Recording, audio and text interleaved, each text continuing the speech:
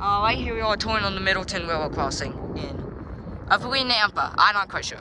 Here we got a WRRS base, WCH, I believe 4 style gate Mac, 4 style. 2 pairs of Harmon 12x24s with Harmon Fading LEDs, all sitting on, I believe, the WRRS Junction Box. That's the same thing over there. That gate lights are NEG Koreas.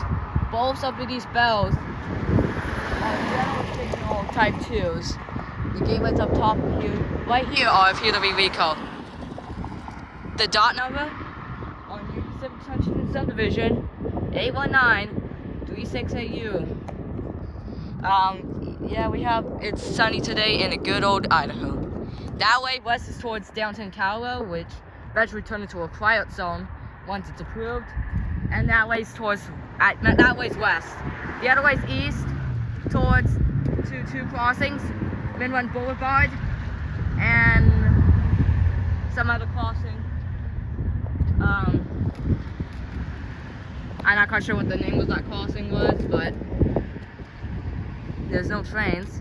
That also faces towards UP Pacific's Nampa yard, which is a big thing because right here, this is the section where UP Pacific, Idaho Northern Pacific Railroad, and the Boise Valley Railroad, IMPR and VRR, don't operate today because it's the weekend. But these are tracker trains for them, and then UP Pacific's lane on here. I don't know why trains have to always be like this. I really want to really see a train. I haven't seen a train catch in Nampa. If you look at that Windows 7 video, that didn't really count because the train didn't cross a crossing. So yeah, moral of the story, if this is a busy road, do not cross it. That is like pretty much the estate equipment. These used to have WRRS gate Macs back then, along with American bells. I gotta double check if the Junction Box is believed to be WRRS. Yes, it's WRRS. Okay.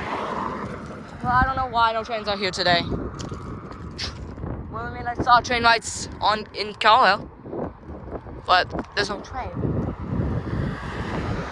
I'm not quite sure why. Thank you for watching this video. It is windy. Oh my goodness.